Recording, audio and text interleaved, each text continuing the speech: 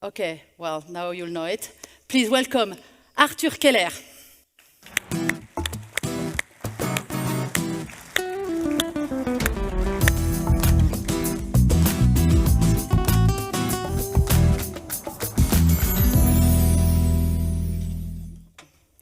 A systemician is someone who moves, no. Furniture. Furniture. Yes, exactly. They're all yours. Okay, thank you very much. Coming from Emmanuel. France, the west of France. Yes. Ladies and gentlemen, thank you very much for being here. Thank you for inviting me. Thank you for giving me up to 2 hours to speak. I know I hear some noises already. 2 hours is a long time, right? Well, I hope when I'm finished, you won't think this way anymore. I hope when I'm finished, you think, I wish it was longer. We'll see. Because 2 hours is a lot of time, thank you again, but it's not enough to tell you everything I have to tell you. I have to tell you very important stuff. So the man just before me said he hoped that the next speech was going to be more positive. I'm not sure positive is the right word. I hope to be constructive, useful, meaningful.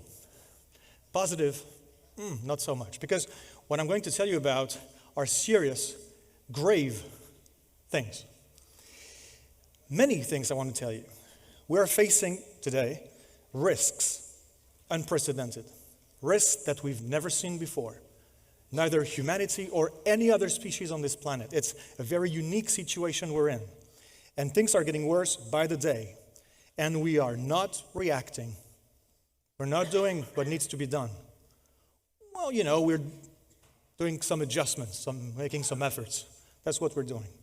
And I'm here to tell you many, many things today, but among those things, first of all, I'm here to tell you that no, we have not yet understood the situation we're in. Its very nature.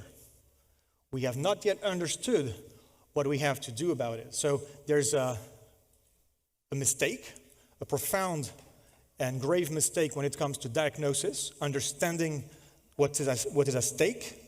And there's another great mistake, when it comes to the tools and methods that we use to tackle the problems. Hopefully, I will make you or have you understand what I'm saying. And for this, I'm going to use many tools. One of them is systemic analysis or systems thinking. I myself, I'm a specialist of systemic risk, which are not just huge risk. Systemic risk are risks that jeopardize our very models of societies today. And that demand profound change, not just some crisis management and then, we go back to the normal. Not that. So I'm going to use systemic analysis to hopefully convey a feeling of what we did not understand so far, and I hope that by the end of my speech you will have understood what's at stake, and then what we can do about it. The very methods. Systemic analysis is not just something more, which allows us to go a little deeper, a little further into the understanding of what's at stake today. It's something else. It changes completely the way you characterize the issues and the way you characterize and design the ways to get out of it. So I'm not here to entertain you, though I hope you won't be bored, but I'm here to wake you up. This is a wake-up call, and it's a wake-up call about very, very, very important things. Actually, probably the most important things you can think of. Because I know security is part of your DNA here.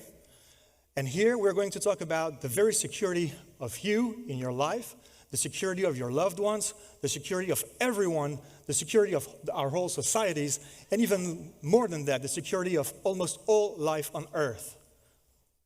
Yeah, I know. It sounds a little excessive, maybe, to some of you. So, in the first part of my speech, I'm going to try to explain to you what's happening while we just keep moving with our business as usual, making small efforts and adjustments. I'm going to try to make you understand what's actually happening. And then, the second part of my speech, well, we're going to see what we can do about it. We won't solve everything. We won't solve the problem or solve the problems. That we won't do. We may solve some of them, but unless we understand that the way we think about it, the way we behave, and the way we think about our own responsibility in this framework, in this context, if we don't change that profoundly, there is no way out. There are just ways to here make the situation a little less grave, and here make the situation a little better. Here and there, maybe. But yeah, that's my ultimate goal today, to wake you up. This is a wake-up call. So thank you in advance for being for listening as well as you can listen. Okay. So first, one last thing. 2 parts in my presentation. So what's going on and what can we do about it? If you know right now that for some reason you have a meeting, you have a call to make, I don't know, and you will have to leave before the end, leave now, please. It's not a joke. It may sound funny, but it's not a joke. Because if you just listen to the first part of my presentation, the part where I tell you how wrong and how serious this is, and then you leave without hearing for what we can do about it, it's going to be destructive. It's going to be destructive for you, and it's not going to be useful at all overall. So I'm not kidding. I can understand if you have some obligation. I see someone leaving. And if you need to leave before the end, it's better for you, believe me, and it's better for everyone that you leave now. And then maybe you can watch the video later and catch the whole thing. Okay? So let's first, as I said before, try to understand or re-understand, re-characterize what's going on. Let me just drink and we are off. Okay. We are facing a systemic predicament, and that predicament has implications on all the dimensions of what we call the Earth system. So you may not be familiar with the Earth system. I'm going to walk you through it to have you understand what it is. And it may sound a bit far-fetched, because I'm going to start by talking about things which are planetary scale. And at first, you may think, that's beyond my reach. Why go so far? Well, you will understand, I hope, why go so far. Because if we don't do that, then we cannot understand what we can do here and now ourselves, where we are in our territories or countries. We are not able to do this in a coherent fashion. We need to understand the whole thing before going back down at smaller scales and understanding what we can do and can't do. So, let me tell you what the Earth system is. I'm going to go very fast. I won't be able to delve into all the different topics in much detail.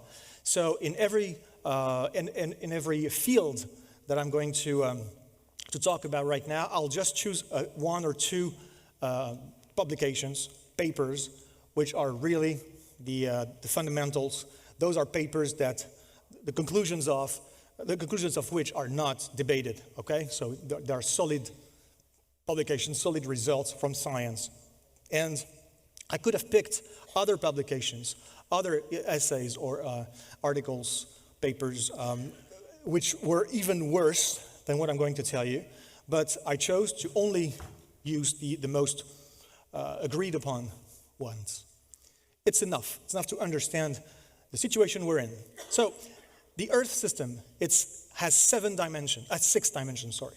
There's a 7th one afterwards, but it has 6 dimensions. The first one is the lithosphere. The lithosphere is the external part of the planet's crust, or mantle. It's a place, very specific place, with rock and minerals, and we extract them for our societies. Modern societies need a certain number of resources to operate, to work, to exist. And probably the most important one so far, the one that our societies, entire societies, even our civilization, I could say, depends upon, is oil. Our societies exist the way they exist, at the scale they exist, and they're organized the way they are only because we have abundant, cheap oil. A lot of it, all the time. It's a reliable flow. You have oil on Monday, and on Tuesday, and on Wednesday, and all the other days. It's pretty much reliable. Well, things are changing, but still, we have oil so far. And we have so much oil, and it's so cheap. It's so cheap. Even now, it's getting more expensive, but it's still very cheap, actually, for what it is, for what it gives us, or allows us to do. Oil, once again, is the blood of our civilization. Our cities wouldn't be like they are. Our infrastructure wouldn't be like it is. The roads, the cities, the economy, the supply chains, all that only works the way it works, and our lifestyles are only possible the way they are because we have an abundance of cheap oil. And everything in this room required, at some point, some oil. Everything you're wearing, almost pretty much, not everything, but most things you're wearing required oil. Anyway, it required oil, even if it was not to produce it. Well, for you to get it, to come to you, it needed oil at some point anyway. So oil is absolutely everywhere, and I'm sure you know this already. But to work, to function, our societies don't just need oil. As I said, they need cheap oil, abundant oil, a reliable flow of oil, and oil can't be too expensive either. Because if it's too expensive, then the whole industry is not profitable anymore, and then it may collapse, like it did in Venezuela, even though the country has the largest oil reserves in the world. So it's not about, is there oil in the ground? The question is there oil, or will there be oil tomorrow in Tarragona, or wherever you are? How much? How often? At which price? Who gets it? Who decides? It's a question not only of geology, but industry, technical engineering, and also, and you have obviously a role to play in this, and also it's a question of markets, and a question of strategy and political choices and decisions and alliances. So that's all these things that we do not master. We don't control that. We don't decide that. We are going to do our best with that, with this situation. I'm from France. France produces between 1.5 and 2% of the oil it uses. So yeah, we're completely dependent on our future capacity to import this resource on a constrained market. So oil, the big discoveries, they were 50 years ago. Today, if we look at the oil replacement ratio, or the resource replacement ratio, it's down to 16%. I've stopped in 2019 because 2020 and 2021 were exceptions, and 2022, I'm still waiting for the data. But anyway, we're down to about 16%. What does it mean? It means that for each barrel of oil that we discover, we consume 6. That's what it means. And we are not going to have enough oil to sustain our livelihoods. We are wrong to think that we can replace oil with other forms of energy, renewables, for instance, and keep the same society. It's not true. I don't know how much it will change, but it will change. If our purpose, if our aim is to maintain our models of societies, plural, but with, at the same time phasing out fossil fuels, it's not going to work because it's not possible. All energies are not the same. They're not interchangeable. Oil and gas and coal have very specific properties. And oil, for example, is not just energy. The petrochemical industry is everywhere. So it changes pretty much everything. Less oil is less of everything else, and it's a major change in the way our societies work. Our economy works. See, so that's the first thing. Trying to maintain our societies the way they are is not a proper objective. It's not going to work. That's the first thing. We are developing renewables, but we are still, as we see, developing fossil fuels. It's not changing. The global energy mix is pretty much the same today as it was 20, 30 years before. It doesn't change like this. At the national level, changing an energy production and transportation system requires at least 40 years. At a global level, I believe it's way more than a century to change it all. We can't wait. We need to change it now. We should have changed it already, from a climate point of view, at least. So today, I can tell you for sure that we're not going to have enough oil to maintain our lifestyles. And this change, I don't know exactly when it'll happen, and I don't know how fast it will happen. Nobody knows. But according to many experts, it's around 2030, maybe 2035. It's not in 3-4 generations. It's right now.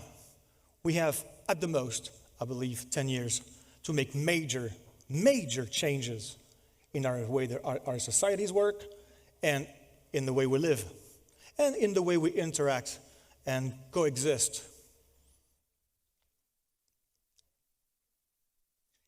Saudi Arabia, for instance, for decades, they've told the world that they had enough, they had plenty of oil, and that if need be, they could just pump it up, just turn up the volume, and that was, we would have enough.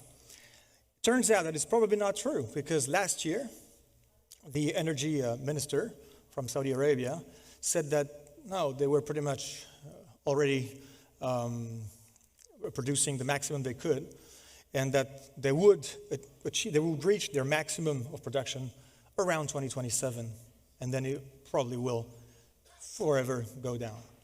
So even Saudi Arabia is reaching limits when it comes to oil. And we are about, when I say we, it's the general we, it's humanity. We're about to get out, to come out of this very particular era in our civilization, which was the era when we had an abundance of cheap hydrocarbons. This changes everything. Oh, you may think that oil only provides a third of the world's primary energy, which is true, but without it, we're not able, so far, we're not able to extract, produce, and transport all the rest. So the end of abundant cheap oil is pretty much the end of abundant cheap everything else, as we'll see. Apart from hydrocarbons, I don't even have time to go deeper into that. Of course, oil. I mean, we could speak a whole week about just oil and another week about natural gas and stuff. I'm just telling you the basics. Apart from oil, there's ores. We need them for many things, for our societies to work the way they work. For innovation, for instance, a lot of metals and other elements are used in everything we do and produce and use. We have, as you know, a climate crisis. We have a climate challenge. And what do we do about it? This. We think that the solution is to develop renewables. Also, there are other dimensions of the energy transition, energy efficiency, through innovation. Okay, we're doing it. We're pretty good. But it's not enough. Just innovation for the energy efficiency is just not enough. It's not going fast enough. We need to use other levers. So there are basically 3 levers when it comes to energy transition. The first one is efficiency. The second one is renewables. So we're going to produce the energy differently. We're going to electrify a certain number of things and uses. And we're going to store the energy in different manners, mostly using batteries with lithium and cobalt and other stuff and metals. And there's a third lever we hardly ever talk about. It's sobriety, how we consume less. We hardly ever want to talk about this one because it has 2 big implications. And we're going to talk about this a little later.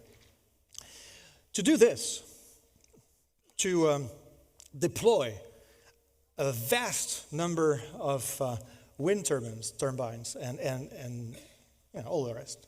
You need a lot of metals. You need sand as well and gravel, but a lot of metals. And probably the metal we need more is copper. More electrification, more grids is more copper.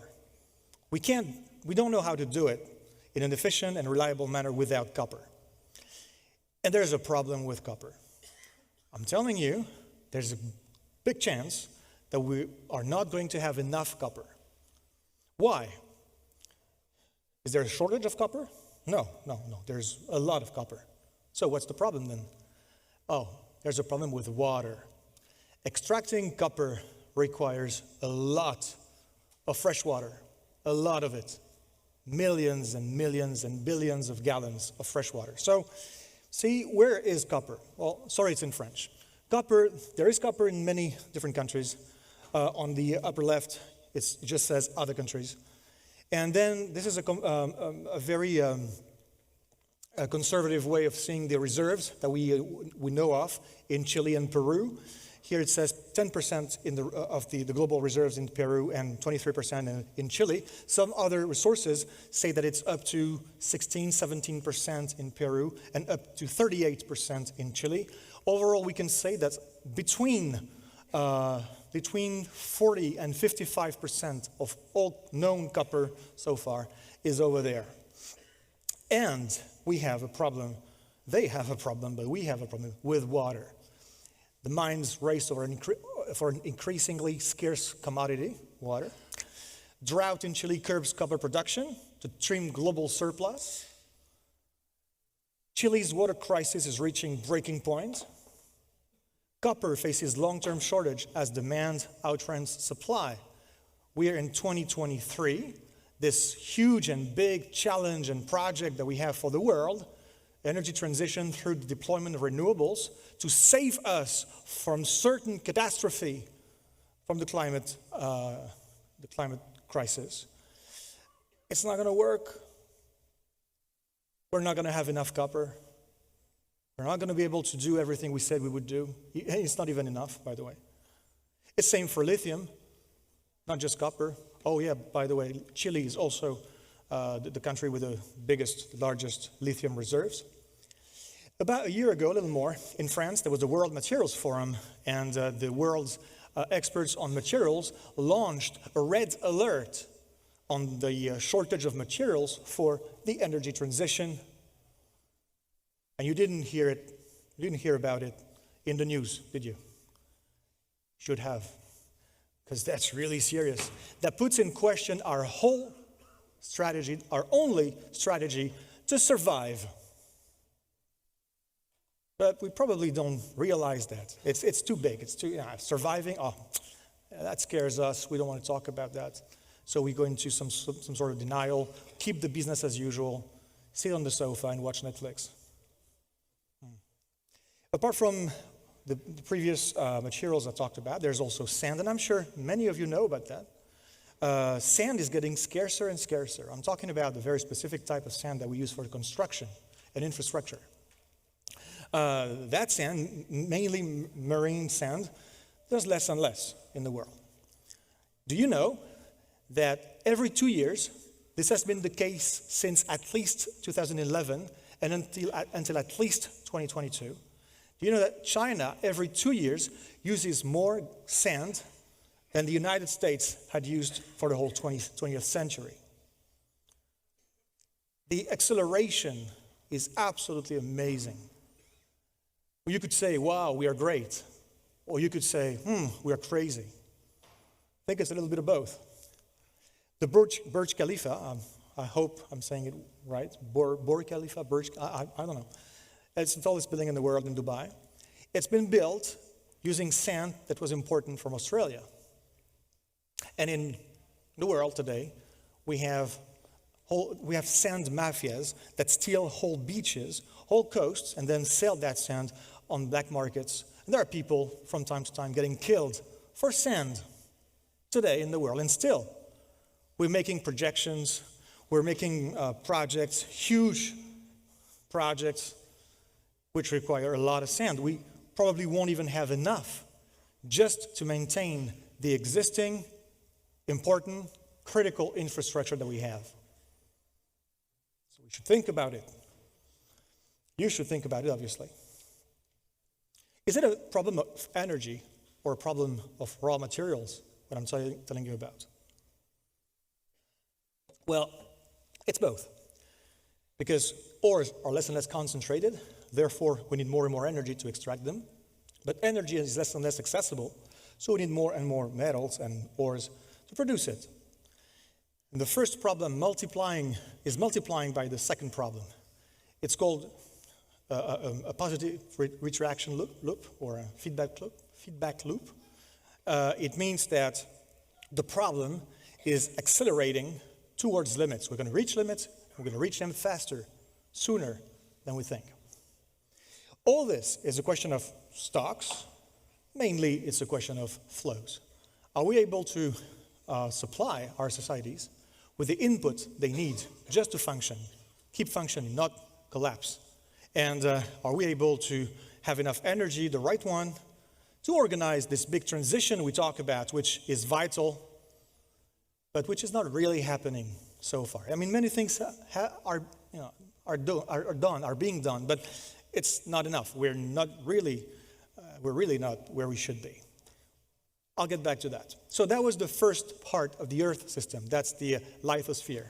The other parts are going to be quicker. Second part is the hydrosphere. That's all forms of water.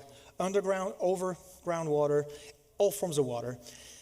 And let's take a look at the state of the hydrosphere. First of all, it's polluted.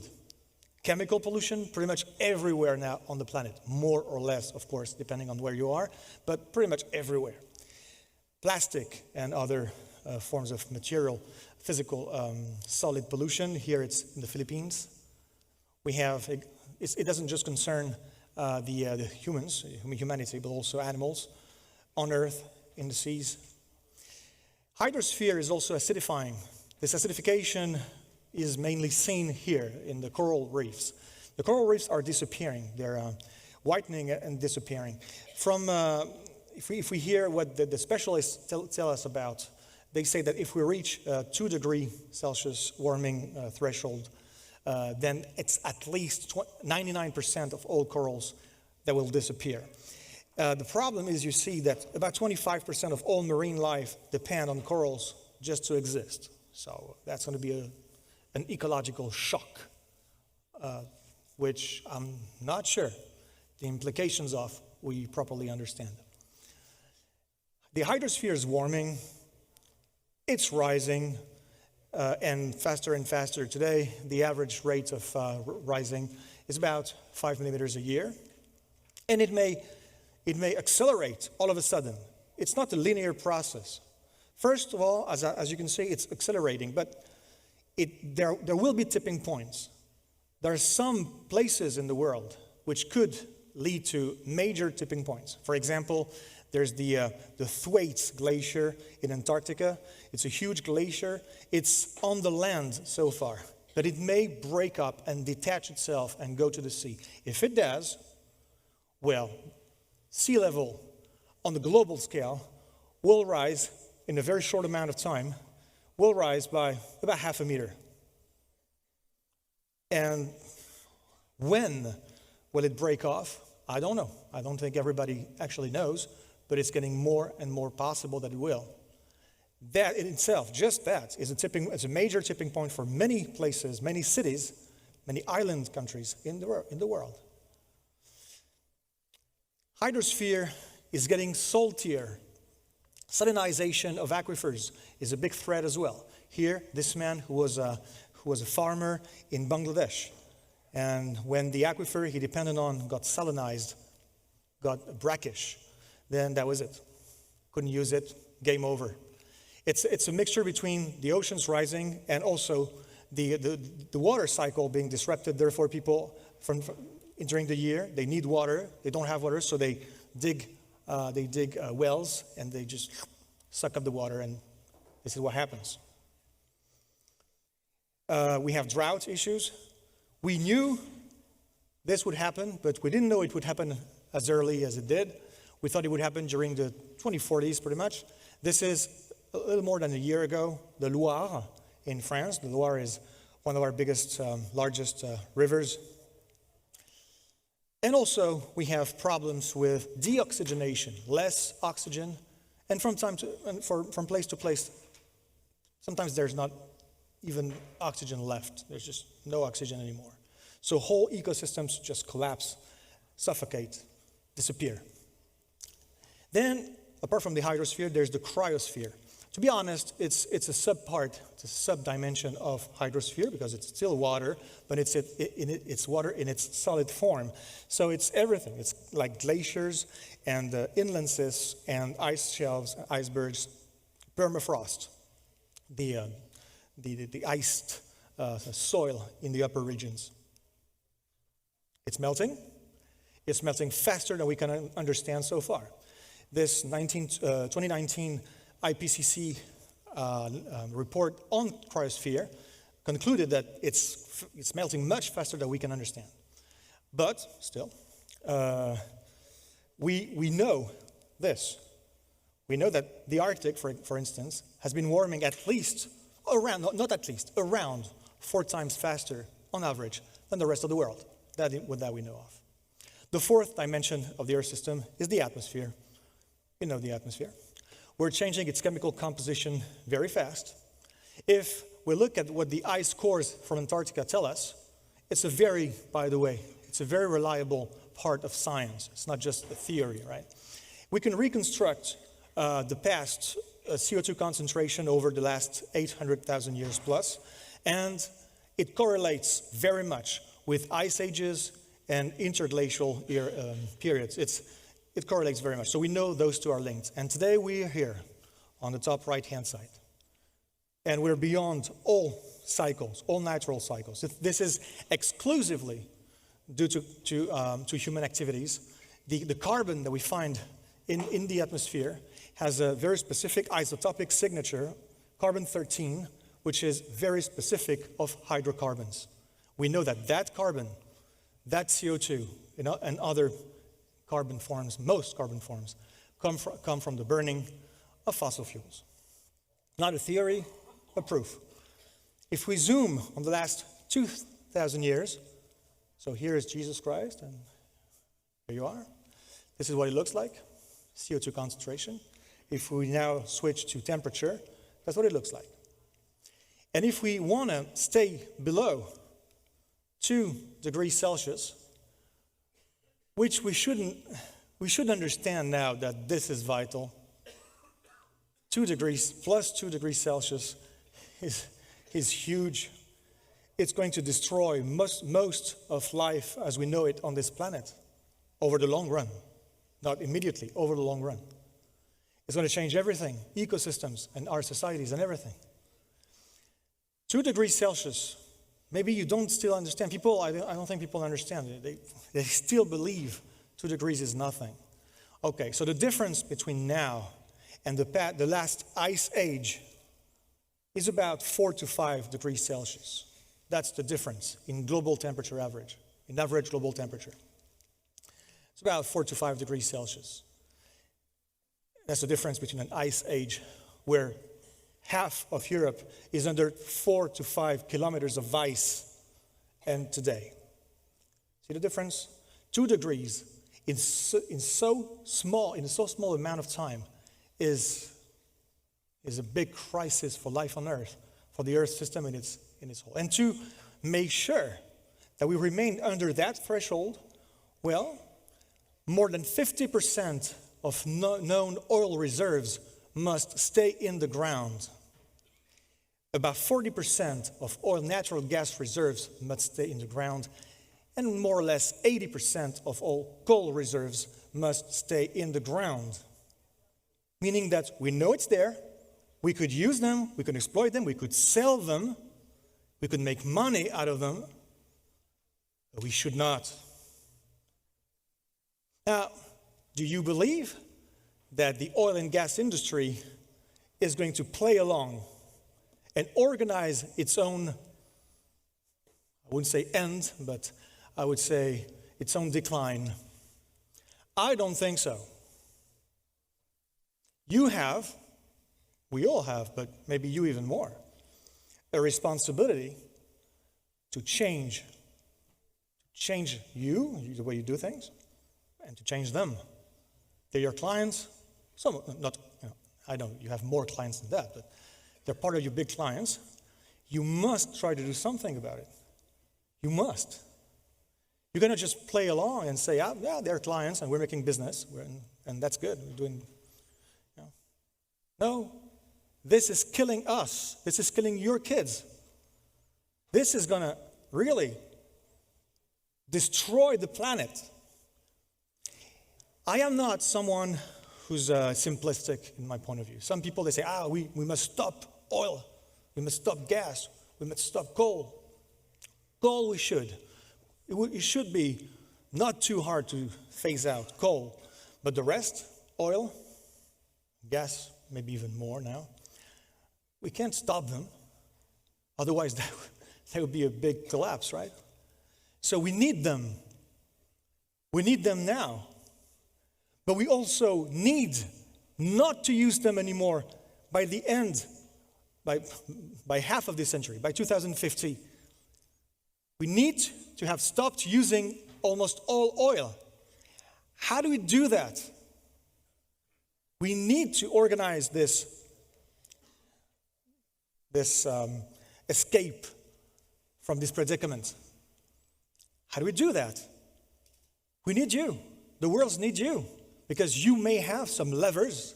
They're not great, they're not perfect, but they're more powerful than the levers of pretty much everybody else in this civilization. So really, really, think about all this.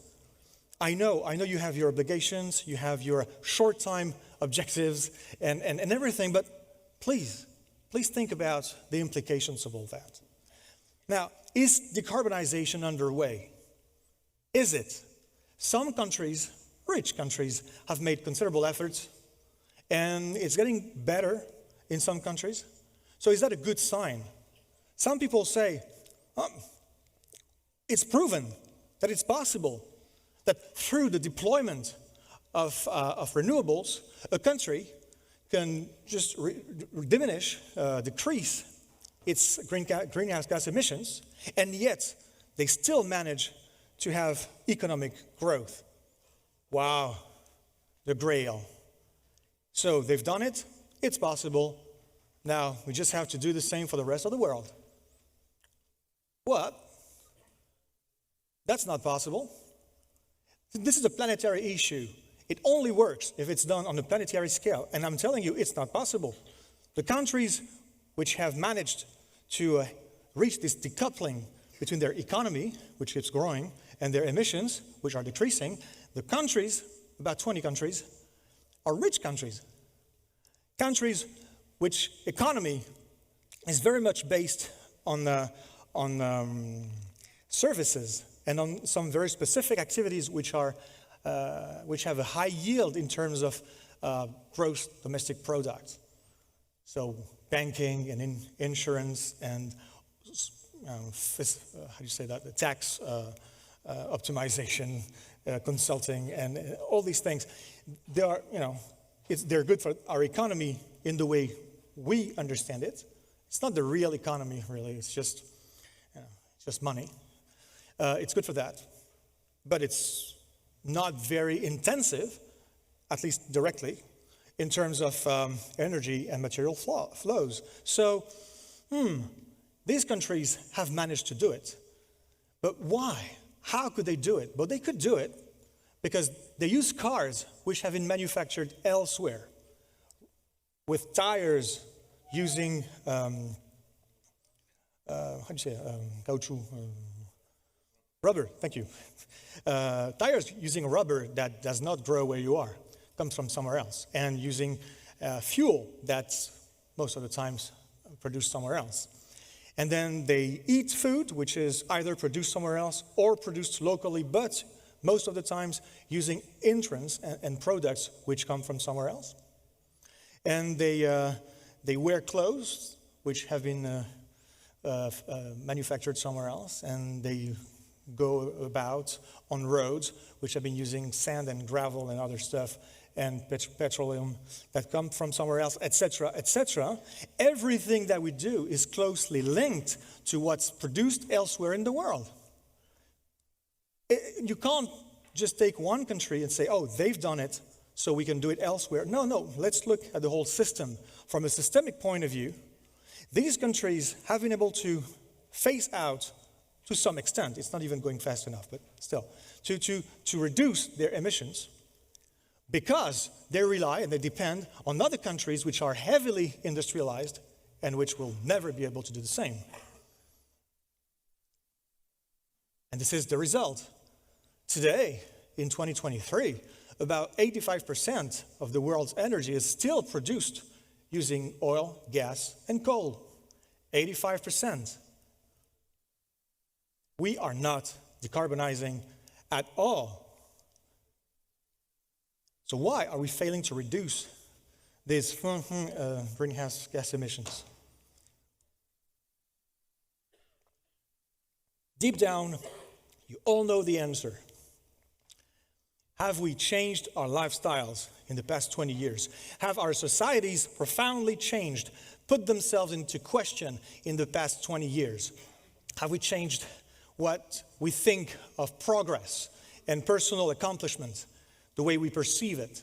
Have we changed our indicators, our objectives, our strategies, our political agenda? Have we changed all that? No. It's evolved, it's changed over time a little bit, of course, but generally speaking, we're still in the same system. Well, there you go. You have your answer. In France, the carbon footprint of one person is about 10 CO2 equivalent tons, a ton CO2 equivalent per person per year. Mainly the car, individual car mostly, and heating and meat. We must reduce the amount of meat and meat products and dairy products that we eat. I'm sorry about that. I know you like it. It's not the point. We must reduce our consumption and our production. We must. Still in France, just to comply with the Paris Agreement is not even enough, but just to comply with it, we would need to go from the first to the second line in the next 27 years, dividing by 5 the average carbon footprint of a French person. This is not going to happen by consuming a little less meat and taking the planes a little less often and maybe carpooling, car sharing sometimes. And I'm not saying you should not do that. I've just told you should. You should. We all should make all the efforts that we can, but it's not going to be enough. Now, they tell you what you can do as a person, as a consumer. What can you do as a citizen? Together. That's the real question to ask. We must now come together and make sure that change happens, starting with us, with ourselves, helping each other, but really doing whatever we can so that the system itself changes. Industry, the corporate world, the economy, the social system, the political system. There's a lot to deconstruct and a lot of people to anger. Yes, because many people won't be happy with it. They'll try to stop it. So we are meeting resistance. And we need to overcome this resistance. Now, that's a big challenge. I think, you like challenges, right? Challenge should motivate you. Well, there you have a big one. We have collectively a big one. And then we have the COPs every year, those big UN conferences about the climate. Now, they're not, the way they work, the COPs, is set. It's written in a very specific document, which is the UNFCCC, United Nations Framework Convention on Climate Change. And in this particular document, you can find it online, you'll see that Article 3.5 says we need sustainable economic growth and sustainable development, and we cannot hinder international trade. That's what it says. Basically, the idea is this one. We need to solve a problem, but we should not tamper with a system that actually generates the problem. That's the thing. It's not going to work. Oh, it's not working. If you see the concentration of carbon dioxide over the past decades, and these are the cups. They started here. And not only does it keep getting worse, it keeps getting worse faster and faster. Without the cups, however, it would not be here. It would be perhaps around here, even higher. So it's good. Some good things have come out of that, and I'll take it. Okay? But it's not a solution. It's not going to be enough. We need to go back when it comes to emissions. Okay? We need to reverse. And the only function that we have is the brake. We can go a little less fast. What actually is happening is that with every tool we have and every strategy that we've deployed and everything we think of, the potential that all that has is that we can make sure that the problem gets worse a little less fast, It's still going to get worse. It's going to get worse faster and faster, but a little less faster and faster than if we hadn't done that. Yeah. So we don't have the proper tools. We've never done it. On the global scale, we've never done it. It's incredibly hard. To score, you need to be in good shape, and you need to train and train and train. You probably need to be a professional, by the way, to make sure that you manage to score that try. Yet, we have never tried it before. It's our first try. It's more serious than in rugby because your very life depends on it, your very survival. We've never tried, we've never trained, we're not even fit. But we're like, yeah, we're going to do it. Yeah, I'm sure we will. That's us. Now, the fifth dimension of the Earth system is biosphere. The biosphere is everything that lives, all forms of life. Now, I could tell you about really thousands of studies. I've picked two which are really important to me. This one, they've reconstructed the dynamic of the populations of almost 32,000 populations of vertebrates all over the world, all the continents, all the oceans, and they've reconstructed those dynamics since 1970. What they find is that, apart from a few very local exceptions, we see decline rates of vertebrate populations everywhere in the world, and if we calculate the average, the mean of these decline rates, we're at 69% in 48 years. So here I am today.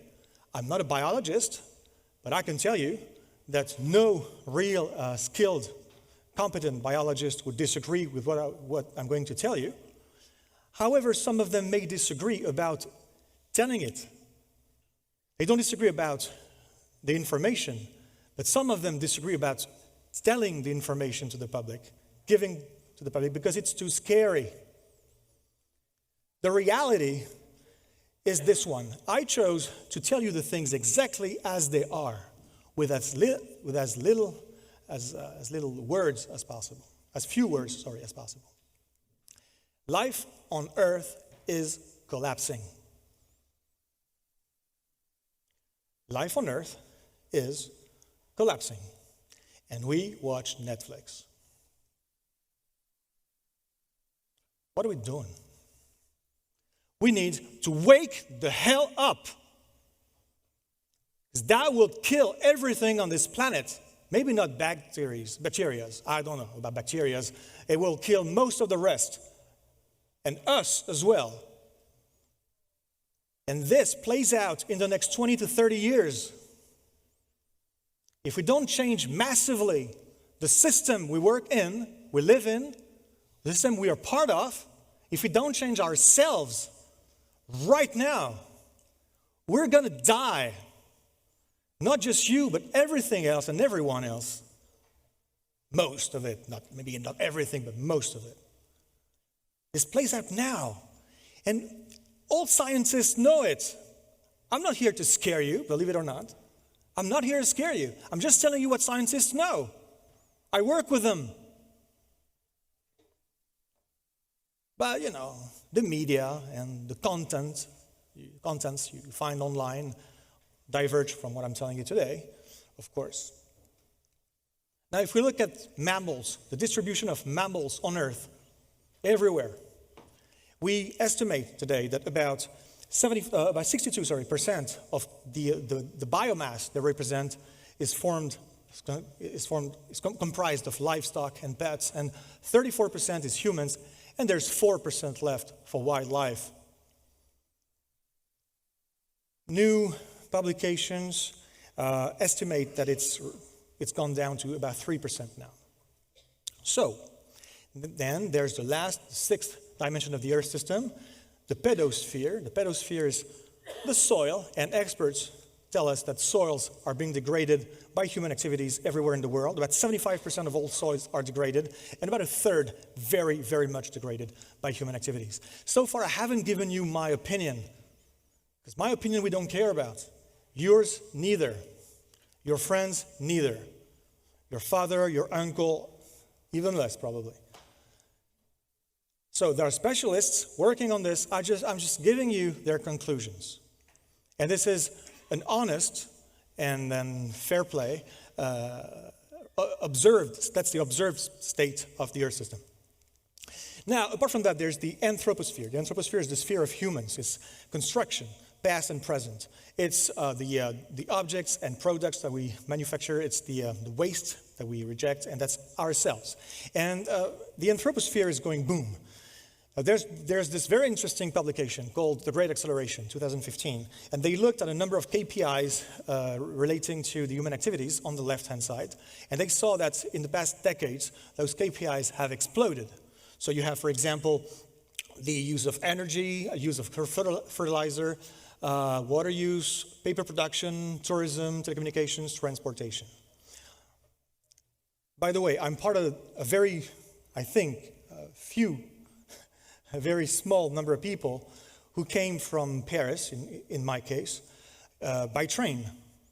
And tomorrow I'm going to go back home. It's even further than Paris, by train. It's possible. Okay, it's not the end of the world. We should change that. We should change our reflexes. Just, I'll take the flight. It's going to be faster. We should stop this unless it's vital. Then, on the right-hand side, you have the implications on the Earth system, and the KPIs go boom as well. Here you have the concentrations of greenhouse gases in the atmosphere, ocean acidification, surface temperature. You have the accumulation of nitrogen in coastal areas, the loss of tropical forests, and so on. So the anthroposphere, boom, and impacts on the Earth system, boom. That's what's happening. That's what's been happening for a few decades. Now there's also this publication, well-known publication you may have heard about. It's not perfect. We can criticize it to some extent. It's, again, siloed. It's not systemic thinking, but still it's interesting. It's Earth system scientists which have asked the following question: are they boundaries not to be crossed so that we maintain what they call a safe operating space for humanity? Basically, how do we make sure that this planet remains habitable for a wide array of wide life forms, including ourselves? So they've figured out that there were 9 limits, boundaries not to cross, and then they tried to figure out where we were for each one of them, which one of those. Conclusion, there are 9 boundaries not to be crossed, and we've crossed already 6 of them. Climate change here, obviously. We're out of the equilibrium zone. Here, biosphere integrity. It's genetic diversity, the number of species, and it's also functional diversity, the number of animals in wildlife groups of animals. Land system change, the way we use and degrade the soil. Fresh water, meaning the cycle of water, different forms. I'm not going to go into it right now. Biogeochemical flows, meaning the great flows that our life depends upon. That's big cycles of life. They've proposed a zoom on 2 flows, 2 very important nutrients, phosphorus and nitrogen. And here we have novel entities which are the new things that we put into the environment. Basically, it's waste and pollution. There are three more boundaries. Here, ocean acidification, we're getting very close to that seventh boundary. Atmospheric aerosol loading, it's a bit more complicated, and apparently, even though the limit, the threshold has been crossed in specific areas like Asia, it's not been crossed yet on a global level.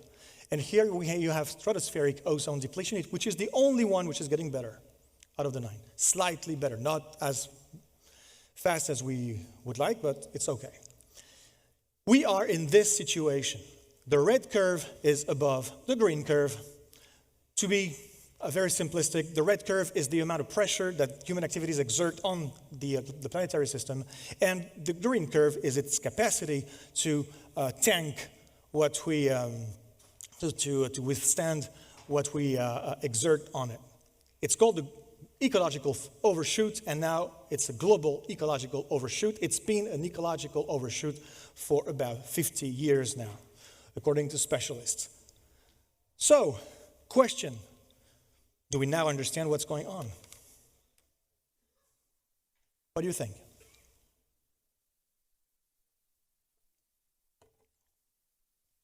It's a question, because there's a question mark, so you may give an answer. Basically, if you think that yes, this makes us understand better what we're facing, please raise your hand. Thank you, quite a lot of hands. If you think that no, you don't understand, a few ones. I would say so the yes wins heavily. And I'm sorry, because the right answer is no. After what I told you, we do not understand anything.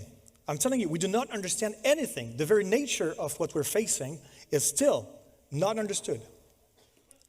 Let me explain that to you. Is climate change, for example, a problem? A problem to be solved? Or is it just a symptom? I'm telling you, it's just a symptom. One of many symptoms of this fundamental problem. Our societies are a mega machine that turns nature into waste. Upstream, we extract resources, then we transform them into goods and services and infrastructure and so on, using energy. And then we reject waste and pollution. It's really a linear process. There's some circularizations here and there, some flows, but overall it's a linear issue. We take too fast, we extract renewable resources faster than they can renew themselves, and we destroy then part of the planet. We destroy it faster than its capacity to regenerate, and then we pollute faster than the capacity to absorb the pollution. So that's the problem. And the waste, you see, it comes in 3 different forms: solids, liquids, gases. And among the gases, there are greenhouse gases that fuck up the climate. And climate change is just one of the different dimensions of that problem. It's a symptom of that problem. Now, why is it very, very important to make the difference between a symptom and the disease itself? Why does it change everything? Listen to me carefully now, because it changes everything. I'm going to use a metaphor. It's very simple. It's not very uplifting. Sorry about that, but I'm not very uplifting today. So, never mind. It's clear, I think, as a metaphor. It's a metaphor using concepts from systems dynamics. Imagine that you have headaches, chronic headaches, and skin problems, and digestive issues. If you take these as problems and you look for solutions, well, I have good news. There are solutions. Paracetamol and some cream. And then, so the dermatologist will give you the right cream for you. And then you go see the belly doctor. How do you say that? The gastroenterologue. The belly doctor. And he gives you some herbal teas. That's the right herbal tea for you. And that's it. You have your solutions.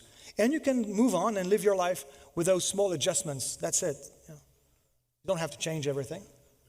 But now imagine that those are not problems, but symptoms. Symptoms of the fact that you have generalized cancer, a systemic disruption of your body. Will you heal the cancer using paracetamol and cream and herbal tea? No.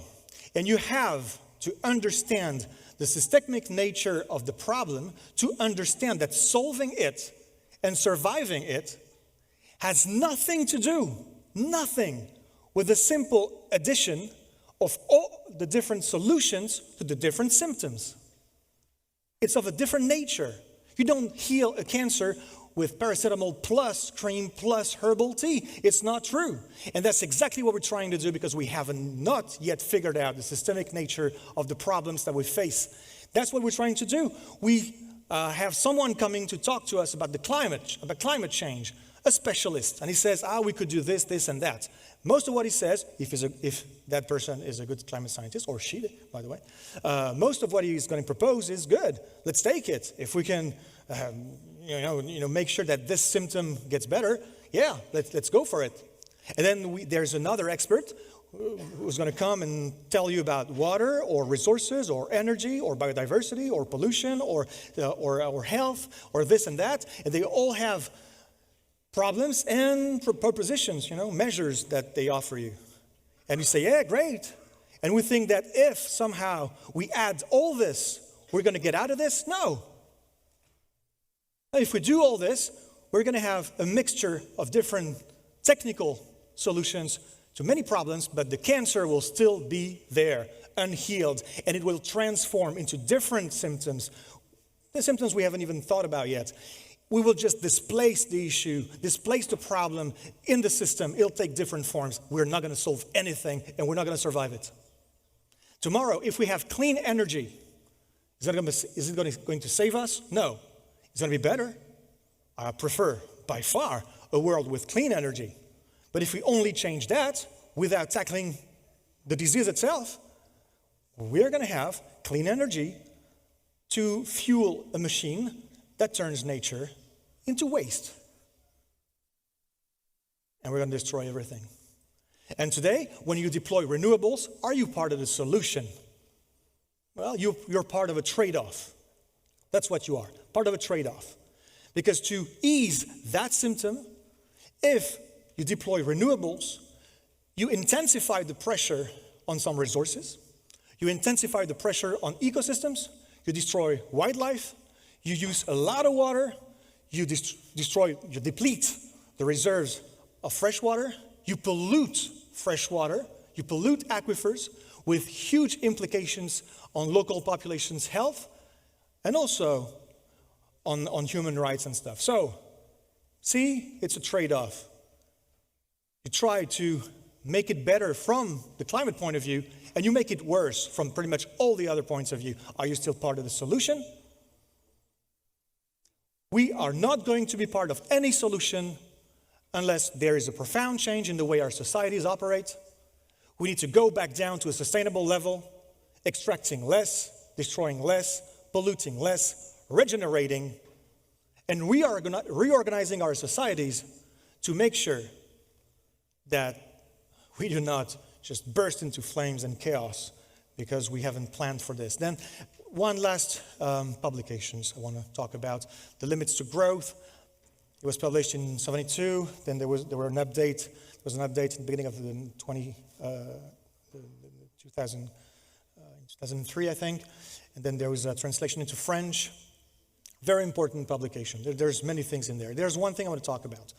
This one which says that if the red curve is below the green curve, as we see on the top drawings, the top graphics, well then it's okay. The system doesn't collapse. The system can be sustainable because we do not take the resources faster than they regenerate.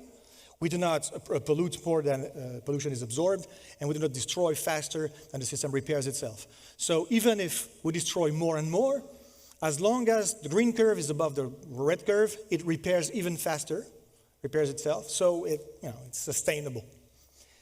But then, as I told you before, the red curve is already above the green curve. And what happens is that when it crosses the green curve goes down. Of course, if you destroy faster than it regenerates, well, its future capacity to regenerate is lower. So when the curves cross, the green curve goes down. Now, there are two options. Either it goes down quickly, and it goes back beneath the green curve before the green curve collapses, or it goes down beneath the green curve after it collapses. It's a big difference between the two. But whatever happens, whatever we do or don't do, the red curve is going to go back down below the green curve, because you cannot sustainably take much more from nature than it can regenerate. And you're going to destroy faster than it repairs itself on a sustainable fashion. So the green curve, the red curve, is going to go back down beneath the green curve. And that's one of the reasons why we are going to have an energy and material descent overall on the planet. It's going to be unequal, but overall, we're all going to have, all of us, more or less, of course, but all of us sooner or later in the forthcoming decades, we're going to have less energy and less materials, less resources. And that will be to solve even more problems, always, ever more problems. Climate change, there's a climate regime change, which will imply and catalyze ecological disruptions. That's going to engender scarcity and shortages, societal destabilization, conflicts. And I'm not here to scare you. I'm not. You'll see. I don't want to leave you with this fear. That's why I told you not to leave before the end, by the way, because I'm not going to end here. This would be counterproductive. But I'm telling you right now, this is serious. It's way more serious than you thought. It's way more serious than they tell you, like they tell us on TV or our leaders. Our leaders have not understood. Many of you think, yeah, they know. Of course they understand. They're clever. They have counselors. And no, they don't know. They know a certain number of things. And the ones who know most about it, they know that there's a climate issue and an issue when it comes to energy and some resources and water. They've heard of it. They're pretty, they're maybe not very skilled, competent, but they know about it, okay. But the systemicity of it all, what I just told you, is not understood.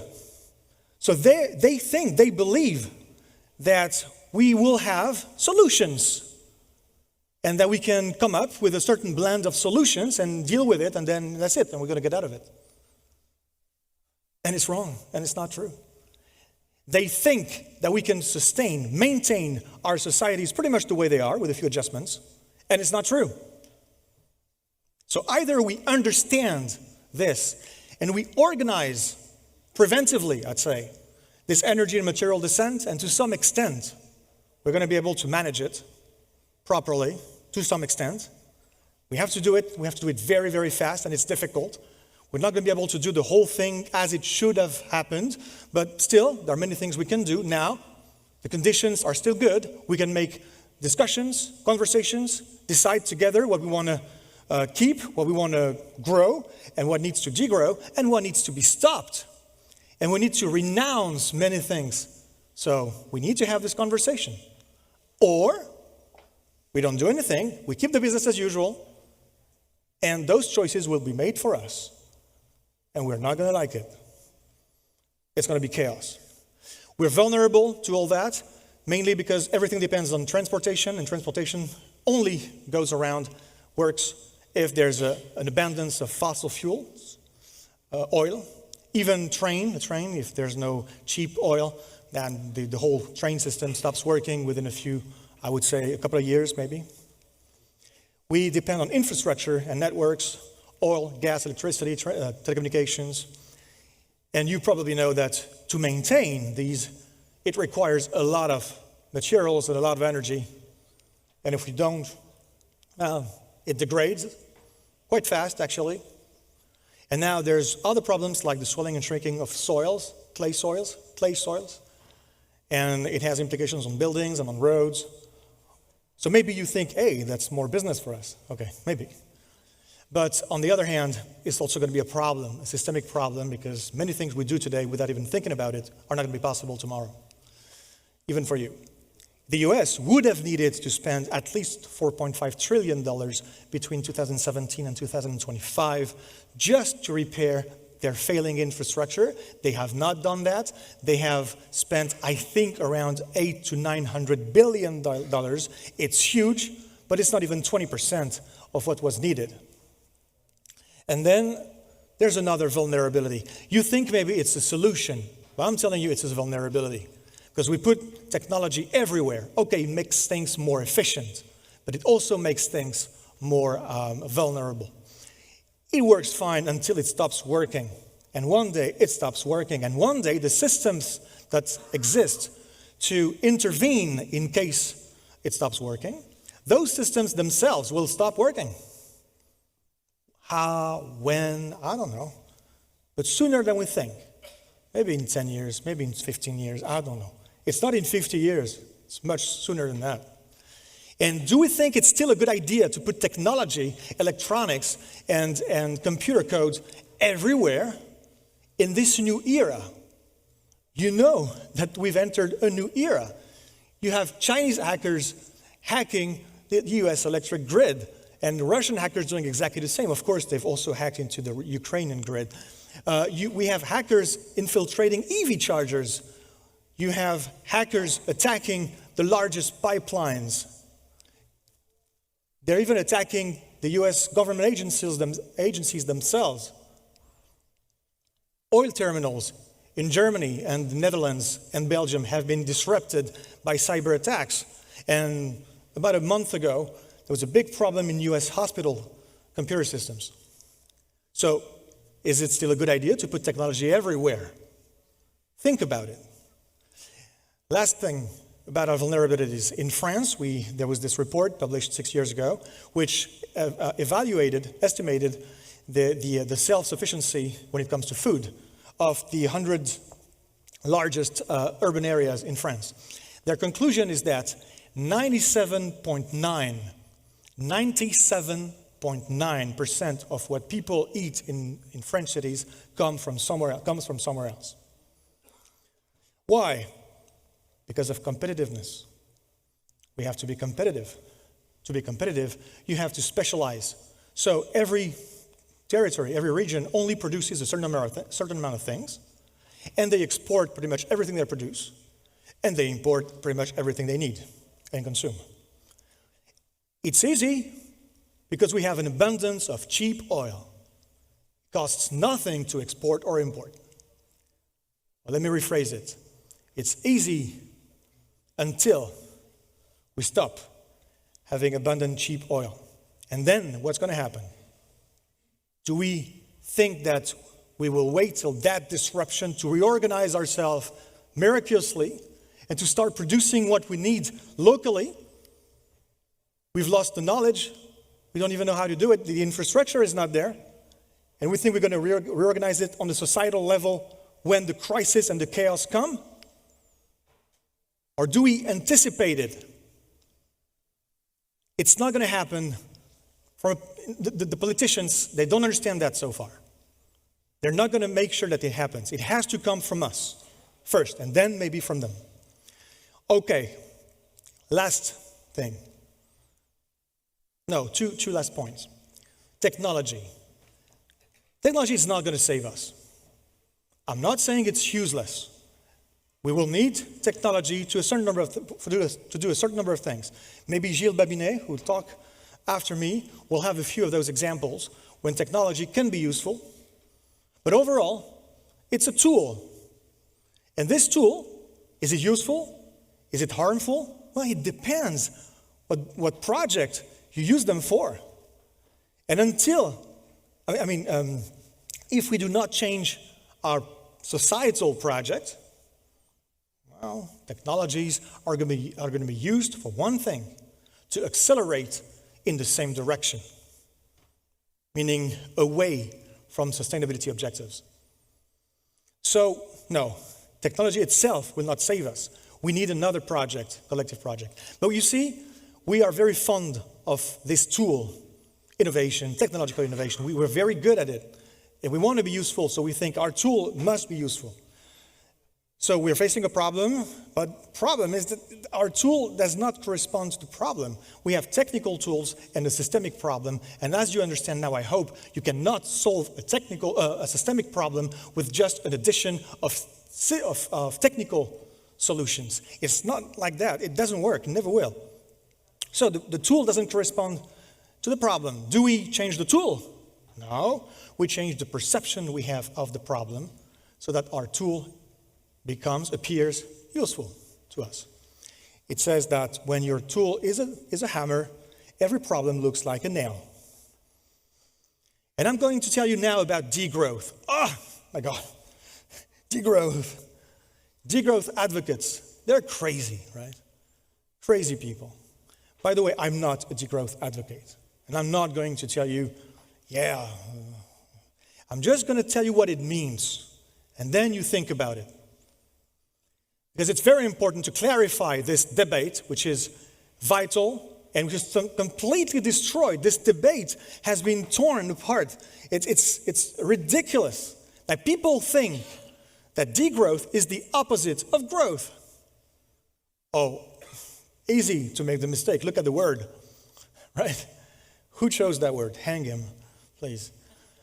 But no, it's not true. Degrowth is not the opposite of growth. Growth is defined as the growth of GDP. It's an indicator. And the opposite of that is recession. And if it goes longer and deeper, depression.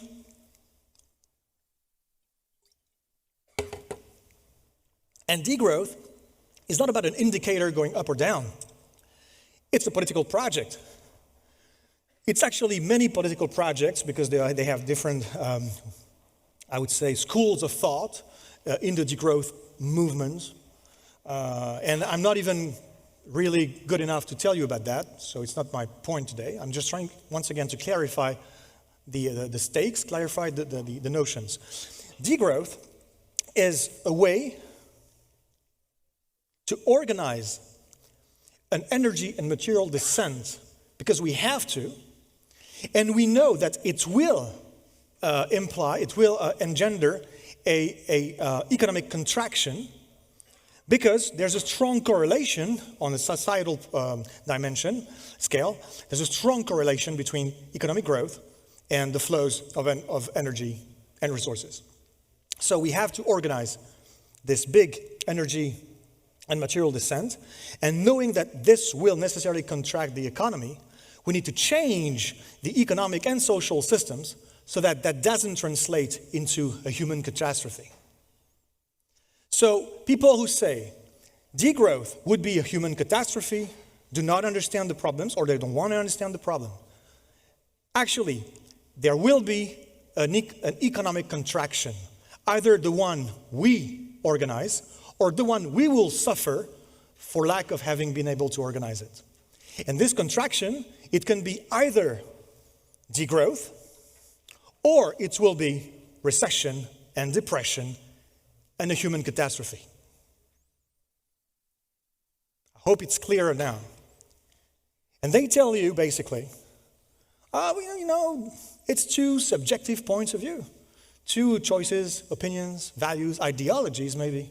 Two subjectivities. You can choose. You can be one of those who say that green growth is possible, or one of those who says that it's not possible. Up to you, really. You can be right-handed or left-handed, politically speaking. I mean, that's up to you. It's your choice.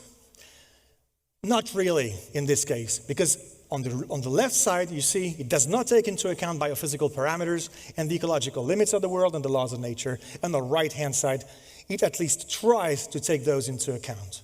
That's the very difference. And it's not equal. Okay? So now let's move. Oh yeah, and the development goals, of course, it's everywhere. I mean, you see goal number 8, economic growth is there. It's absolutely everywhere. So after all this, you may think we are doomed. It's too late. There's no hope. If some of you think that, I'd say, wait a minute. No, I will not tolerate this thinking here because it doesn't mean anything. Is it too late for everything? No, it's too late for some things. Yeah. Is it too late to avoid a catastrophe? Yes.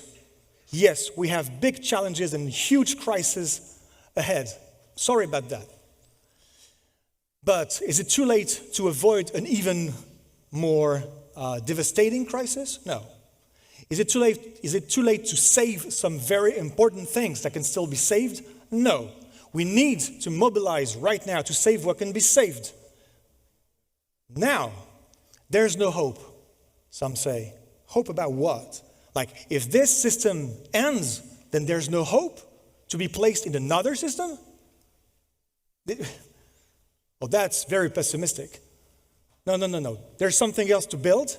We'll still have a little margin to, do it to some extent, up to some point. Let's do it. Let's create ourselves the hope we need. Hope is built. Hope is built through action. So how do we react to everything I told you so far? First of all, it happens in the eighth sphere. That's the sphere of ideas. And in that sphere, we have to deconstruct a certain number of ideas. The first idea, perhaps, is this one. There are solutions. How many times do I hear, yeah, but we know the problems, and we already have many solutions, and it just requires more political will, and maybe the market, this and that, and investment, this and that. But we have the solutions, and they will find other solutions. Who's they? I know they. They don't have any solutions. I was part of they for a long time. I was an engineer. I worked in innovation before I figured out it was never going to work. And I got back to my to systemic analysis that helped me move past certain postures and realize that we were wrong in terms of methodology. So, no, there are many solutions to many technical problems. We need them. Once again, I'm not against technology and innovation. We need them. But these are not solutions. Solutions is something else. It's organizing an energy and material descent and regenerating the earth. We need to tell ourselves, tell each other different stories, because stories shape the way we perceive tomorrow, what it could, where it should be. Is that, for example, is that the way we want to see the future?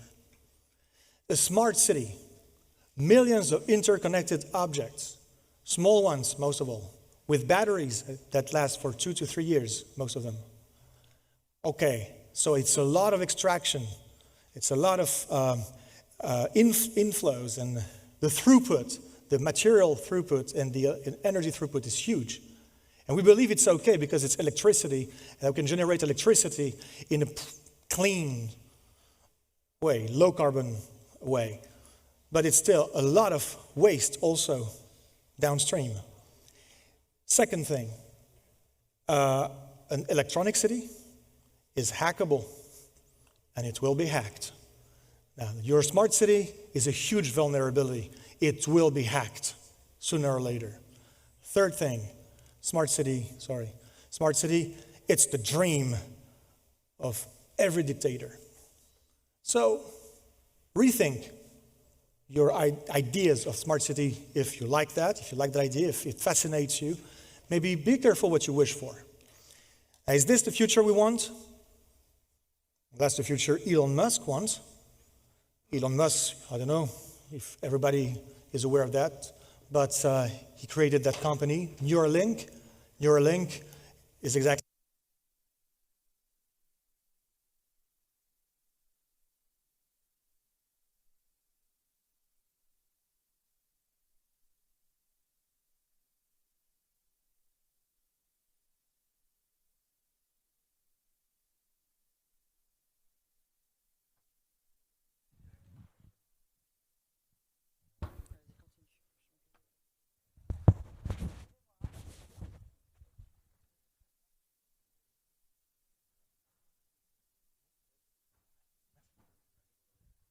okay, no big deal. All right, so yeah, what I say to these people who dream about this is, okay, go ahead, have your chip implanted. We'll have a laugh when it gets hacked. Is it the future we want? Is this the future we want? This I like most, I like more. People who come together, important part of it, they come together locally. They know each other. They collaborate to produce part of their energy or food or habitat. That is going towards the right direction. But who does it appeal to? Is it appealing to you? Is it appealing to your boss? Is it appealing to our decision makers? Is it appealing to the wealthy? Is it appealing to the people who have no money at all and who can project themselves into this type of thing? Or at least they think they can't. It's a way of staying between us. I say us, like the people who like that. Always the same people. We need more ways to communicate about these ideas. Same principles, but in a very wide array of different orientations and connotations, and the images must change. The people representing it must change. The values must be multiple. We have to come up with a wide new array of narratives and visions, and to work with other people from other communities, to co-build new visions and new ways of doing exactly that, being able to build a little bit of resilience. We're going to talk about resilience in a few moments. But first, before we get to act, we need an electroshock. We need to wake people up. Now, I told you before, that many people think, and I'm sure there are some people like that in this room, maybe people think that scaring people is not the right way. They're scared of fear. They think that, fear has been used many times in history for wrong purposes. And they think that fear paralyzes people. It's contradictory. If fear paralyzed people, it would not have been used many times in history. It's been used many times in history because it doesn't paralyze people. It's a great, better, best, most efficient way to actually mobilize people. But it depends on the type of fear you're wielding. Now, if you use an irrational fear to manipulate people, or fear which have a reason to exist, but which are irrationally amplified, if you do that, you will mobilize people in a very wrong way. They're going to turn against each other. Now, today, I'm not here to scare you, once again. I'm here to tell you things which are serious and based on science. This fear, you must understand it. You must feel it. It's time to get scared about what I've told you about. And this fear is what will help people realize that they have to commit, that they have to mobilize, they have to change the way they live and try to change societies. Because if you don't use fear, if you try to mobilize people through desire and hope, well, you may mobilize a number of people, but for small things, they're going to change. They're not going to change their whole life. They're not going to become activists to change the whole society if they're moved by desire. No, today we need big change, incredibly profound change, a transverse change. And to do that, people need to wake up. They need to realize, oh my God, I need to change. We need to change. We need to do something about it. The boat is sinking, for Christ's sake. And then they mobilize. And it's not me saying it. See, I hate it, but there are many people, I'm not going to give names, but there are many people who are experts in their field. Some of them are very well known and in their field, very, very competent. And then we hear them say this: oh, fear paralyzes people. So people who are fear mongers, they're enemies, they're dangerous people. Arthur Keller is dangerous. These people, they would hate that someone from outside their field of study, they would hate if that person came and said, asserted something about what their field is. Apologize. They would hate it. Say, that person can't talk. They're out of their expertise zone. So what are they doing when they say fear paralyzes people? Well, they're out of their competence zone, because there are many studies about that. It's been studied for a long time. Does fear paralyze people or not? Well, no. No. There's never one situation, one circumstance when fear has actually hindered movement and mobilization. Not one. There was this meta-analysis published in 2015 about the 127 papers exactly about that. And the conclusion is not, well, it depends. The conclusion is that fear mobilizes every time people move and change things.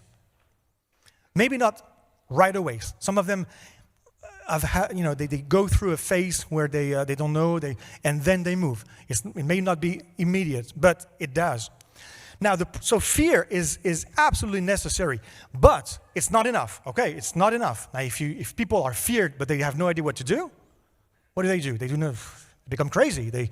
They withdraw.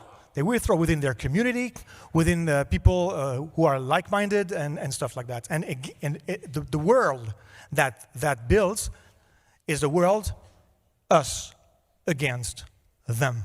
That's the world, which comes from fear alone.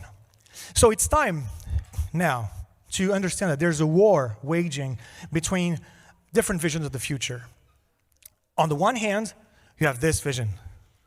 Oh, you know this vision. Situs, Altus, Fortus. That's the Olympic motto. Great, right? How great? Really great? Really? Situs, faster, higher, stronger. Are those good values? They're very manly values, right? I'm not sure they're about caring. So I like competition in a good spirit. I like it. But still, are those the good values for our world? I'm not sure. These are the values of our world. Yeah, we're great. To infinity and beyond. We'll always solve the problems, and we'll get out of that. We'll get out of it. We'll find a way out. When this vision of the world will stop, will disappear, because it will collide the very limits of this world and crumble. When this disappears, what's the other vision of the world? There are many forms of it, but there's a big family, let's say, of visions of the world, which is going to replace the first one. I would say it's us against them. And that is not good. It's not good because it's going to be conflict, and it's going to be violent, inhuman, but also because it doesn't work. Now, I'm talking to you as an expert on resilient systems. I've been studying this for more than 15 years. And I'm telling you that you cannot be resilient within your community if the communities around you are not resilient themselves. Even if you're very wealthy and you think that you're on an island somewhere and you're resilient and autonomous maybe even, it's not going to last. It's not going to last. So, for many reasons, I don't develop them here, but we can talk about it if you want during lunch. So there's another family of visions of the world, which is us with them, which we need to promote and to organize now, because it's possible, many people are doing it, but not at the right scale yet. And this is the only thing which could work. We need solidarity between communities and between territories. So we need inspiring visions that convey hope, because we need hope to act, but lucid hope, hope which have at least a chance to work. And then there's the ninth sphere, which is the fear of acts. What do we do now concretely about all this? We have a big challenge ahead. You, as a company, have a big challenge ahead. How do you prepare for a world without abundant and cheap fossil fuels? I'm talking to you. A world with more instability, with economic crisis, maybe monetary crisis as well. Many of the sectors you currently work with or work for are going to be greatly impacted by all this. So without reinventing your economic model, you are jeopardizing your very existence as a company, and maybe even more. You need to create new branches. Not just buy new branches, you need to create something new. It's not just about doing the same things differently. So very often I hear that. We need to do things differently. No. You need to do different things. you need to understand now that it's not just about solving all the different problems. Here we're going to make some effort for the climate, and here for biodiversity maybe, and here for water, and here for this and that. It's not just that. It's about understanding that we need systemic change.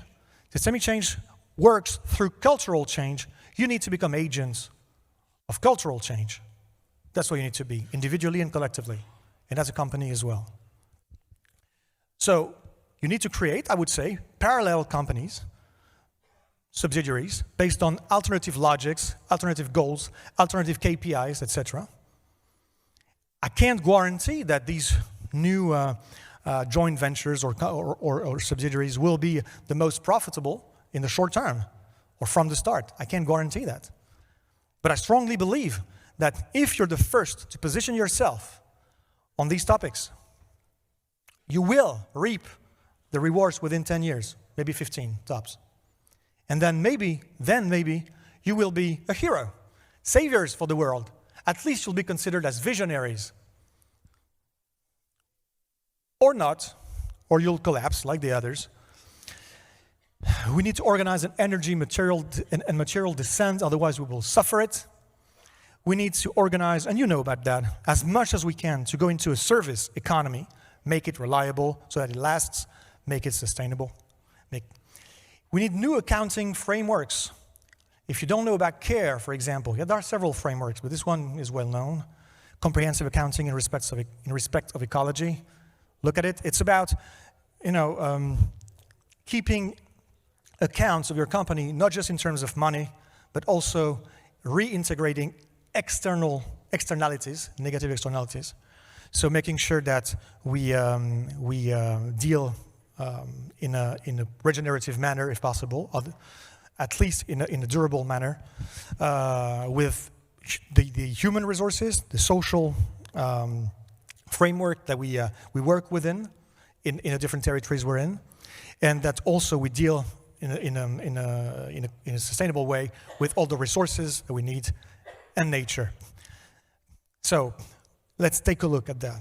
Take a look also at the fact that you need to ask fundamental questions now. Is profit the purpose, or is it just a means to fund something important, something great, something good? I know.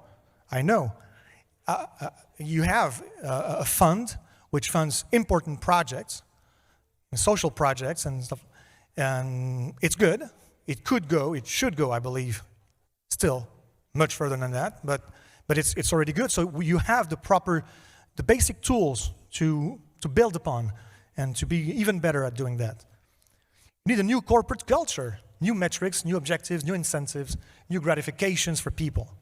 The thing is that change should not rely solely only on individuals, on their potential, on their possibilities, on their involvement, the intensity of their personal convictions, because this is not universal. Okay, there are discrepancies between people, and if you just leave it to people, there will be discrepancies between the way they act. So there will be inconsistencies between the company. Some will do what it takes; they will change. Most, I would say, will not, and business as usual will prevail. And internally, this will create demotivation. It would ruin the motivation of those who make an effort if they see that those who don't end up better off than them. So you have to change the culture, change the incentives, and that has to be overall coherent, or it will fail. You should base change on the organization itself, its overall policy, its overall method, its culture, the values it conveys, which must translate into new objectives and metrics. And now let's talk about resilience. Resilience is not the alpha and omega. Okay, it's one of the things we need, but it's a very important one. You may have heard of resilience, but in many different contexts. It actually has many different meanings depending on the context. Generally speaking, we say that resilience is pretty much this. First, it's preparedness. You have to prepare for possible shocks or crises, and when a shock arrives, then you respond to it by resisting at first, and then if the shock is too big, you have to deform, you have to transform yourself, to adapt. Maybe you sacrifice some secondary parts of the system, but you make sure that the important, vital parts are secure. And then you can rebound and move on to a new state of equilibrium, ideally a state in which you are even more resilient than you started with. Okay, that's the theory. But as I said, there are many ways of thinking about resilience. And when you hear resilience today, it's part of either mitigation or adaptation or both. The propositions that you've heard of so far by experts who are not systemic thinkers, most of them, the propositions that you've heard, they're either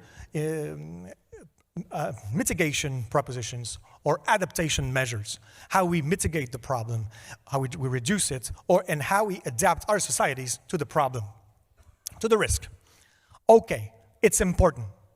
So when the IPCC tells you about resilience, it's climate resilience. It's how you adapt societies to climate problems, climate issues in the near future or even further down. But it's part of adaptation mainly, a little bit of mitigation as well. But I'm telling you about not climate issues or logistics issues or food issues or energy issues or nothing special. I'm just telling you about a general idea that we are facing risks now that put in question and that jeopardize the very models of society we live in. And are we able to deal with that? It's not a crisis. It's an overall change for good. There's no way back. So risks, usually, they're considered as events that can happen tomorrow. They will start at some place, they will end at some place. They're limited spatially and from a time perspective, in time and in space. And we have risk prevention, and if need be, crisis management. Now, what is the purpose of crisis management? To go back to the normal, to the previous state. There are two implicit hypotheses when we do this. And I've talked about many risk managers and crisis managers, and most of them, almost all of them, had never thought about it. Never. But there are two hypotheses which are hidden.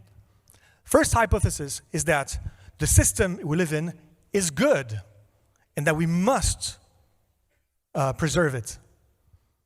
It's actually ideological. The second hypothesis is that the system is viable and that we can preserve it, and that's just plain wrong. It's like trying to catch a branch when you're falling from the tree, but you catch the wrong branch. It's a branch which is already falling itself. It's not going to work. Here, I'm telling you about processes, not events. Processes that have started already and are not going to stop. They're going to accelerate. And they're going to progressively, until a breaking point maybe, destroy the world as we know it. Doesn't mean there's not another world behind. But we need to work on it and prepare that other world. We need systemic resilience for this. On the left, it's maintaining the status quo. On the right, it's changing it. It's transformative, it's collective, it's cultural. On the left, the power relations are unchanged. On the right, it empowers people and communities. And that's what we need today. People will be part of the solution. There will be the solution, or there will be no solution. We need to mobilize as many people as we can. Not everyone at first, of course, but as many people. Then I need 15 more minutes, pretty much. Which is 2 hours. Imagine that we are going out of that very specific period of time when we had abundant cheap oil and natural gas. It's what I told you before. Imagine all the implications, even for our food supplies, all that. And now, reimagine. Imagine that we are able to produce food only using things that can be operated and maintained forever, ideally, with what we have or can have within a manageable geographic area. Same for energy production. If we have a very efficient energy production, but that energy system depends on equipment and microchips that can only be produced at the other side of the world, it's not good. If it can only work with a lot of oil, not good. We need backups, other ways to produce what's necessary. Maybe a little less efficient, but robust in a degraded environment, degraded mode. Same for transportation systems and mobility offers. For example, no, I made a mistake. Oops, this one first. We hear a lot about new vehicles and new engines. We're going to change, the park of automobiles. We're going to replace thermal engines by electric engines. Okay, great. No, it's not going to work. We're not going to have enough lithium, even if we re-industrialize Europe, as we think. Producing lithium for car batteries is the wrong idea. Why? Because this is once again the same mistake. We're taking this issue from the wrong end of the product. Anyway, it's the wrong entry point. Now, what we need to do is think of the new transportation systems and offers that we need in terms of mobility and transport of freight. We need to know which systems we need to think of the new uses we need for mobility and transport. And this, to be able to understand what we need, well, to understand the new uses we need to reassess our global needs in terms of mobility and transportation. And that comes from a discussion about nothing less than an alternate model of society. It's a systemic and cultural approach. That's what we need, and not just talking about electrification of cars. Altrad can help. You may do the same, exactly the same, but in a more responsible manner. Okay, you need to go way beyond that and aim for something else now. You need to reinvent yourself deeply. You need to focus on improving your existing activities. Okay, but it's not enough. You need to experiment alternative activities and business models. Contribute to the reduction of energy and material flows. I told you it was important, and it's true. But also, you need to produce as much as you can within a reasonable area, everywhere you are, in every country you are. Try using things that are there. Set ambitious CSR standards with your employees. Yes, of course. But you have to set very high standards as well for everyone in your ecosystem, applicants, partners, and shareholders, and all your clients and customers. Lead by example through your practices. Yeah, sure. But you need to go further. Organize a movement. Be leaders who organize a dynamic, a revolution, really, that's what we need. And focusing on your core business, no, not anymore. Now you need to become an agent of change and invest in a cultural change, a mutation. So this we saw. You need to look into low-tech innovation. It may seem far-fetched. It may sound a little ridiculous, really. Low-tech? Oh, you mean like that guy who's just is on a bike and there's a system that makes the washing machine turns, and that's low-tech? It's a bit ridiculous, right? It's good for Africa, maybe. Africa. But for us, developed countries, no, come on. Well, that is not the right way to see it. It is a big topic, actually. The big topic with low-tech is that it's an industrial challenge to overcome. It's an innovation challenge to overcome. It has the capacity, it has the potential to give us ideas and solutions to reach, at the same time, the imperative of strong sustainability. And I urge you to take a look, because I couldn't explain that today to you, but take a look at the difference between weak sustainability and strong sustainability. Very important. You will understand, if you look into it, that when we say today sustainable development or sustainable economy, sustainable growth, green growth, when we say these things, we use a certain definition of sustainability, which is actually called weak sustainability. It is always sustainability that uses economic models that take for granted that all natural resources are infinite. This hypothesis is in all our economic models today. There's an infinity of natural resources, and those who can't, who are not infinite, can be replaced forever, substituted by other things. That's in our economic models. So that idea of sustainability, weak sustainability, is unsustainable. Ever since we've developed and deployed sustainable development pretty much everywhere, the problems have kept getting worse and worse. It's not working, and it's not going to work.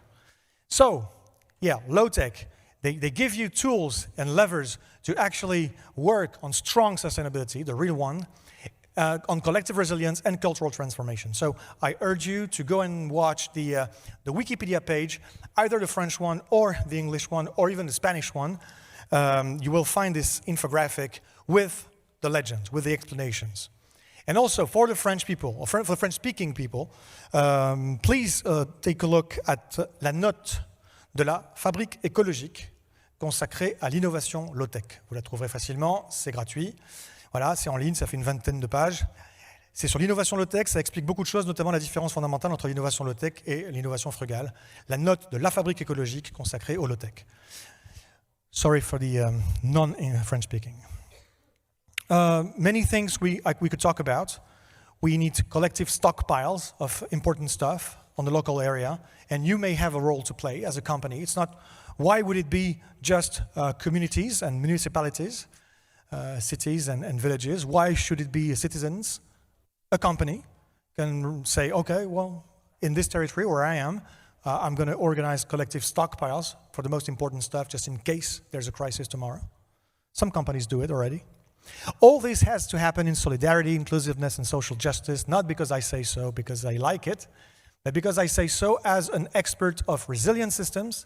Without this, it's not going to work. And as I say very often to people, if you are naturally inclined to be benevolent, to be good towards the next man, good. If you're not, never mind. Solidarity, you have to understand that it's in your own interest. To do it for your own interest. In your own interest.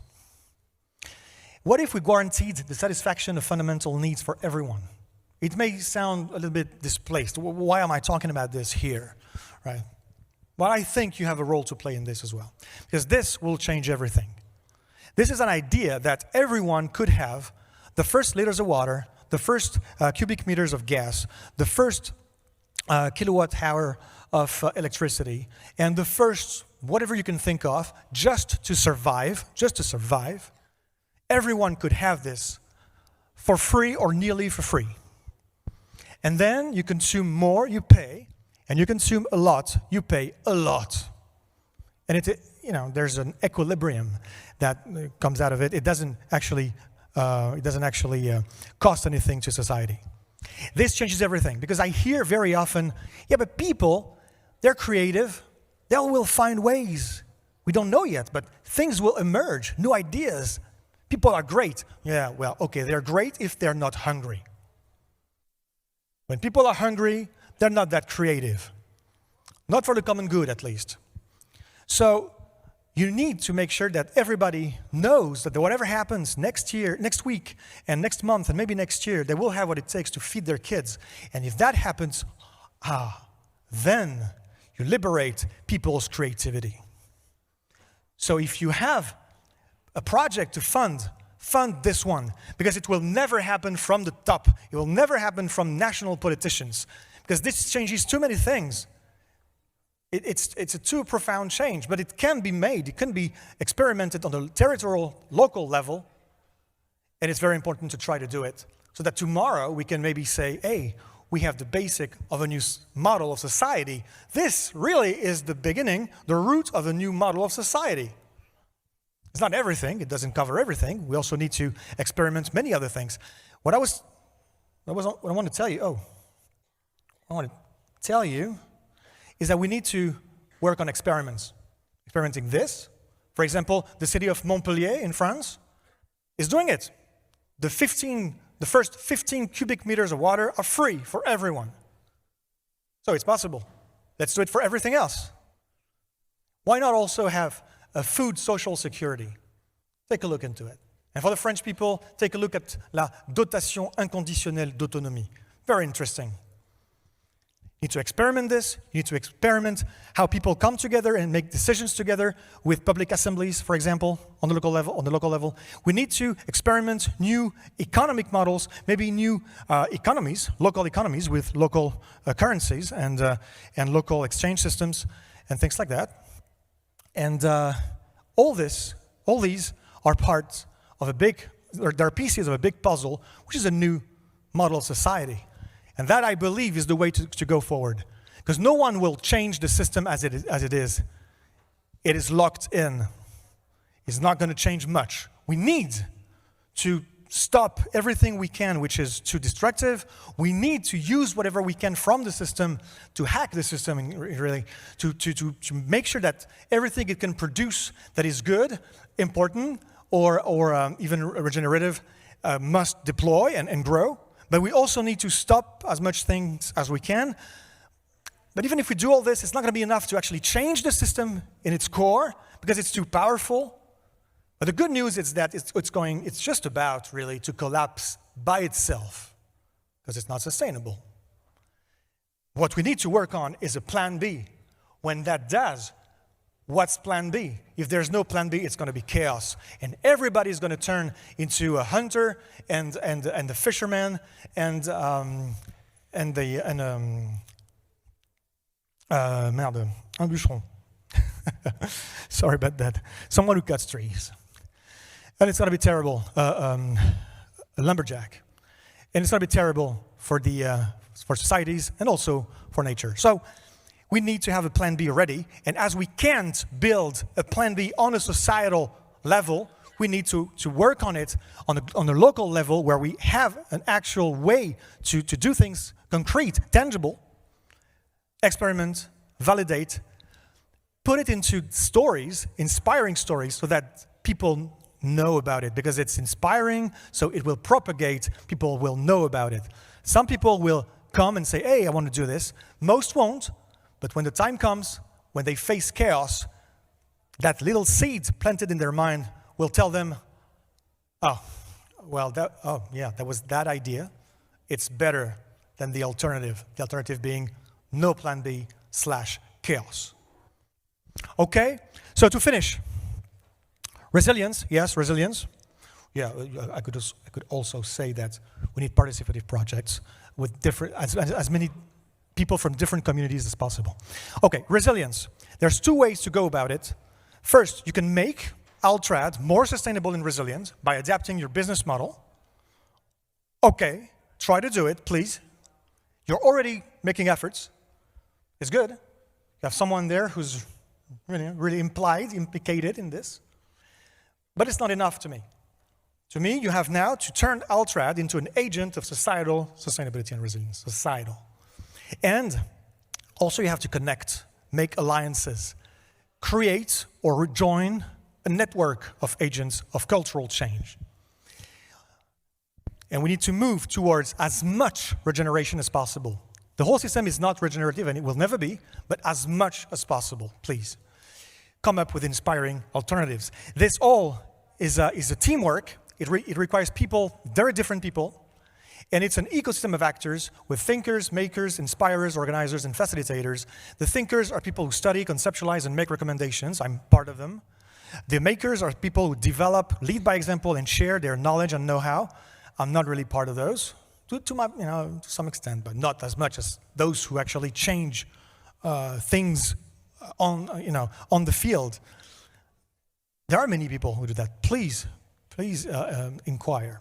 There are inspirers, people who shape stories, make change inspiring, and spread the world. I'm trying to be one of those. I hope it was inspiring to some of you, at least today. Organizers are people with specific set of skills to structure, animate, coordinate a project, a movement, a dynamic, whatever. I'm not an organizer. And facilitators are people who have means. It can be money to fund or fund something else, provide resources, provide skills, a specific competence at one point to help a project, or lend, or give, or rent a place, a house, or whatever. I can't find my word. Anyway, some equipment, whatever. People who empower. So I told you where I try to be here in that star. First off, ask this question to yourself. What agent of change are you? What agent of change can you be? And more importantly, perhaps, what agent of change do you want to be? Once you find about this, create conversations with your colleagues and identify each other.